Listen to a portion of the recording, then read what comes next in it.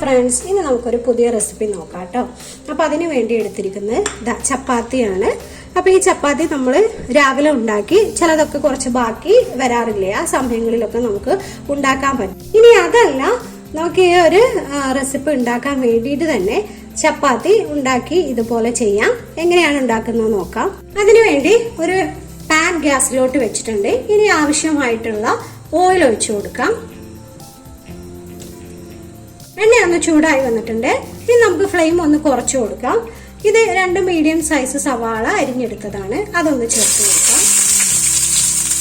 ഒരു പച്ചമുളക് അരിഞ്ഞെടുത്തതാണ്, അതും കൂടെ ഇട്ട് കൊടുക്കാം. ഒന്ന് വഴറ്റി കൊടുക്കാം കേട്ടോ. സവാള ഒന്ന് വാടി വരണം.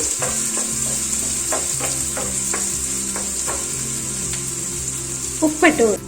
അപ്പോൾ സവാളയിലോട്ടും മസാലയിലോട്ടൊക്കെ ആവശ്യത്തിനുള്ള ഉപ്പിട്ട് കൊടുക്കാം. ഇനി സവാള നല്ല പോലെ വാടി വരട്ടെ, അതുവരെ നമുക്കിങ്ങനെ ഇളക്കി കൊടുക്കാം. സവാള ഒന്ന് ചെറുതായിട്ട് വാടി വന്നിട്ടുണ്ട്. ഇനി അതിലോട്ട് 1 ടേബിൾ സ്പൂൺ ഇഞ്ചി വെളുത്തുള്ളി പേസ്റ്റ് ഇട്ട് കൊടുക്കാം. അതുപോലെ ഇത് 1 തക്കാളി അരിഞ്ഞെടുത്തതാണ്, അതും ചേർത്ത് കൊടുത്തു. ഇനി ഇതെല്ലാം ഒന്നും കൂടെ ഒന്ന് വാടി ഉടഞ്ഞു വരണം. കുറച്ച് കറിവേപ്പില ചേർത്ത് കൊടുക്കാം. തക്കാളി ഇഞ്ചിയൊക്കെ ഒന്ന് വാടി അതിന്റെ പച്ചമണമൊക്കെ ഒന്ന് മാറി വന്നിട്ടുണ്ട്. ഇനി ഇതിലോട്ട് ആവശ്യമായിട്ടുള്ള മസാല പൊടികൾ ചേർത്ത് കൊടുക്കാം. ആദ്യം ചേർക്കുന്നത് 1 ടീസ്പൂൺ മുളക് പൊടിയാണ്, 1 ടീസ്പൂൺ മഞ്ഞൾപ്പൊടി, 1/2 ടീസ്പൂൺ ജീരകപ്പൊടി, പെരുംജീരകം പൊടിച്ചതാണ് അതിന്റെ പൊടി. മസാല ഒന്ന് ഇളക്കി മിക്സ് ചെയ്ത് കൊടുക്കാം. മസാലപ്പൊടികളൊക്കെ നമ്മുടെ ഇഷ്ടത്തിനനുസരിച്ച് കൂട്ടിയും കുറച്ചൊക്കെ ചേർക്കാം കേട്ടോ. ഇനി ഈ മസാല നമുക്ക് ഒരു സൈഡിലോട്ട് കുറച്ച് മാറ്റി വെക്കാം.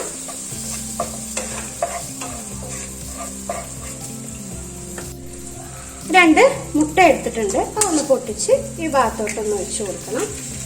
എല്ലാം കൂടെ ചേർത്ത് ഇപ്പോൾ മിക്സ് ചെയ്യണ്ട, അതുകൊണ്ടാണ് ഒരു ഭാഗത്തോട്ട് ഒഴിച്ചു കൊടുത്തത്. ഇതിലോട്ട് ഈ മുട്ടയിലോട്ട് ആവശ്യമായിട്ടുള്ള മാത്രം ഉപ്പും കുരുമുളക് പൊടിയും കൂടെ ചേർത്ത് കൊടുക്കാം. അതൊന്ന് ചിക്കി എടുക്കണം.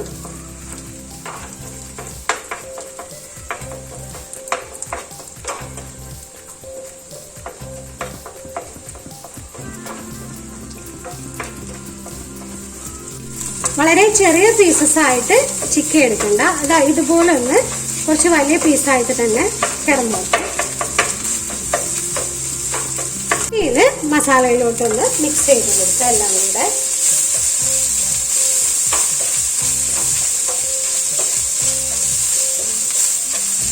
മുട്ടയും മസാലയൊക്കെ നമ്മളൊന്ന് മിക്സ് ചെയ്തെടുത്തിട്ടുണ്ട്. ഇനി അതിലോട്ട് നമ്മൾ ഇതുപോലെ ചെറിയ കഷ്ണങ്ങളാക്കി അരിഞ്ഞു വെച്ചിരിക്കുന്ന ചപ്പാത്തി ചേർത്ത് കൊടുക്കാം. പറ്റ ചെറിയ കഷ്ണങ്ങളാക്കി അരിയണമെന്നില്ല, അങ്ങനെ ആകുമ്പോൾ ഇതിലോട്ട് മിക്സ് ചെയ്യുന്ന സമയത്ത് ആകെ കുതിർന്നു പോകും ചപ്പാത്തി. അപ്പൊ കുറച്ച് വലിയ കഷ്ണങ്ങളാക്കി തന്നെ മുറിച്ചെടുക്കുക. ഒന്ന് മിക്സ് ചെയ്ത് ചപ്പാത്തിയിലോട്ട് നന്നായിട്ട് മസാലയൊക്കെ പിടിക്കുന്ന രീതിയിലൊന്ന് മിക്സ് ചെയ്ത് കൊടുക്കുക. ഫ്ലെയിം എപ്പോഴും കുറച്ച് തന്നെ വെക്കുക.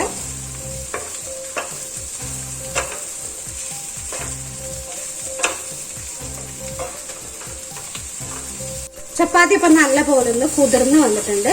നമ്മളൊന്ന് കുറച്ചു നേരം അടച്ചു വെച്ച് വേവിച്ചതാണ്. തക്കാളിയിലും ഉള്ളിയിലും ഒക്കെ ഉള്ള വെള്ളം കൊണ്ട് തന്നെ, അതിന്റെ നനവ് കൊണ്ട് തന്നെ ചപ്പാത്തി ഒന്ന് കുതിർന്ന് വന്നിട്ടുണ്ട്.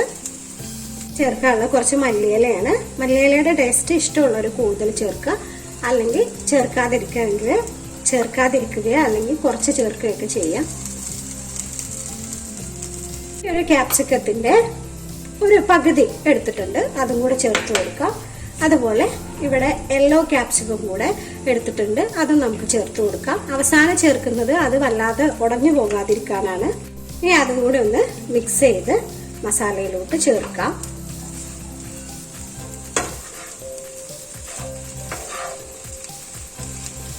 ഇതിലിട്ട് തന്നെ നമുക്കൊരു 2-3 മിനിറ്റ് ഒന്ന് അടച്ചു വെച്ച് കൊടുക്കാം. ലാസ്റ്റ് ആയിട്ട് നമുക്കൊരു 1/4 ടീസ്പൂൺ ഗരം മസാലയും കൂടെ ചേർത്ത് കൊടുക്കാം. ഇനി ഒന്നും കൂടെ ഒന്ന് മിക്സ് ചെയ്ത് കൊടുക്കാം. റെഡി ആയിട്ടുണ്ട്. നമുക്ക് ഗ്യാസ് ഓഫ് ചെയ്ത് കൊടുക്കാം. ഇനി ചെറിയൊരു കഷ്ണം ലെമൺ എടുത്തിട്ടുണ്ട്, അതിലോട്ട് ഇതിന്റെ ജ്യൂസ് ഇതിലോട്ടൊന്ന് ചേർത്ത് കൊടുക്കാം. ഗ്യാസ് ഓഫ് ചെയ്തിട്ടാണ് ചേർക്കുന്നത്. അപ്പോൾ നമ്മുടെ കൊത്ത ചപ്പാത്തിന്നോ അല്ലെങ്കിൽ മസാല ഇട്ട ചപ്പാത്തിന്നോ പേരെന്ത് വേണമെങ്കിലും വിളിക്കാം, പക്ഷേ ടേസ്റ്റ് അടിപൊളിയാണ്. അപ്പോൾ ഇതുവരെ ഉണ്ടാക്കി നോക്കാത്തവരാണെങ്കിൽ വീട്ടിൽ ഒരു പ്രാവശ്യമെങ്കിലും ഉണ്ടാക്കി നോക്കാം കേട്ടോ. അടിപൊളി ടേസ്റ്റാണ്. ടേസ്റ്റ് മാത്രമല്ല കേട്ടോ, ഹെൽത്തിയാണ്. നമുക്ക് കുട്ടികൾക്കൊക്കെ ചപ്പാത്തി തിന്നാൻ മടിയുള്ള കുട്ടികൾക്കൊക്കെ ആണെങ്കിൽ ഇങ്ങനെ ഉണ്ടാക്കി കൊടുക്കാം. മാത്രമല്ല അതിൻ്റെ കൂടെ ഒരുപാട് പച്ചക്കറികളും അവരുടെ ഉള്ളിലോട്ട് ചെല്ലും. ഇനി അവർക്ക് മാത്രമല്ല, നമ്മുടെ ഹെൽത്തൊക്കെ നോക്കുന്ന ആളുകൾക്കാണെങ്കിലൊക്കെ ഈവനിങ് ടൈമിലോ ഡിന്നറൊക്കെ ആയിട്ട് കഴിക്കാം. അപ്പോൾ രാവിലെ ഉണ്ടാക്കിയ ചപ്പാത്തിയൊക്കെ ബാക്കി വരികയാണെങ്കിൽ കളയേണ്ട ആവശ്യമൊന്നുമില്ല. ഇങ്ങനെയൊക്കെ ആക്കി നമുക്ക് വീട്ടിലെല്ലാവർക്കും കൊടുക്കാം. അതുപോലെ എണ്ണയിൽ വറുത്ത പലഹാരങ്ങളൊക്കെ കൊടുക്കുന്നതൊക്കെ നല്ലത് ഇതുപോലുള്ള കാര്യങ്ങൾ ചെയ്യുന്നതാണ്. എല്ലാവർക്കും ഇഷ്ടമാവും. അപ്പം ഈ ചാനലിൽ ഞാൻ ഇടുന്ന റെസിപ്പീസൊക്കെ നിങ്ങൾക്ക് ഇഷ്ടമാവുന്നുണ്ടെങ്കിൽ ചാനൽ ലൈക്ക് ചെയ്യാനും കമൻറ്റ് ചെയ്യാനും സബ്സ്ക്രൈബ് ചെയ്യാനും ഒന്നും മറക്കരുത്. Okay, thank you.